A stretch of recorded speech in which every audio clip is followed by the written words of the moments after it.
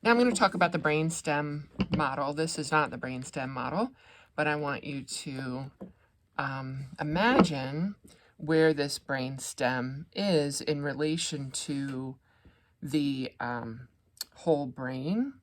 So if this is inside, notice the similarities of the brainstem. What I'm holding in my hand is the same as this part of the brainstem, right? So you can imagine where everything is when you're looking at the whole brain here. So now let's open up the brain, and the brainstem model can be pulled apart into two pieces as well. And now let's look at the similarities.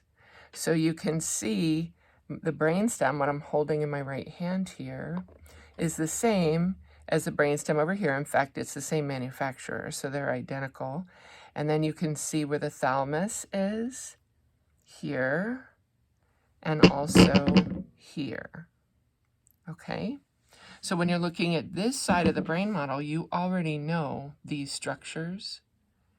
If you've looked at the brain video, I recommend that you look at my brain video before you look at this video. Here's the thalamus and the hypothalamus, midbrain, pons, medulla oblongata, and then very much inferiorly, way down here, is the spinal cord. So if you start to turn this around, you could see more about the thalamus being egg-shaped. So the thalamus is egg-shaped and it's covered with other tissue, but you can kind of see here this egg shape. And then you get this lumpy material here that looks very much like the cerebrum.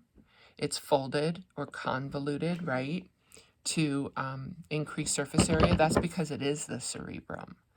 They put a piece of the cerebrum here on top of the basal nuclei, on top of the thalamus.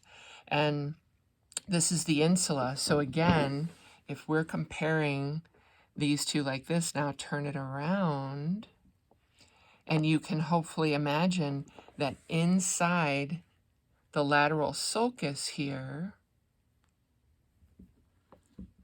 would be the insula, and it is, just not in this model.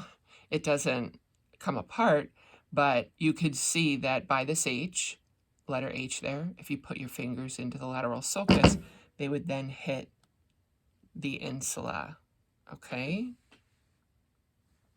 And that's all you need to know for this particular model.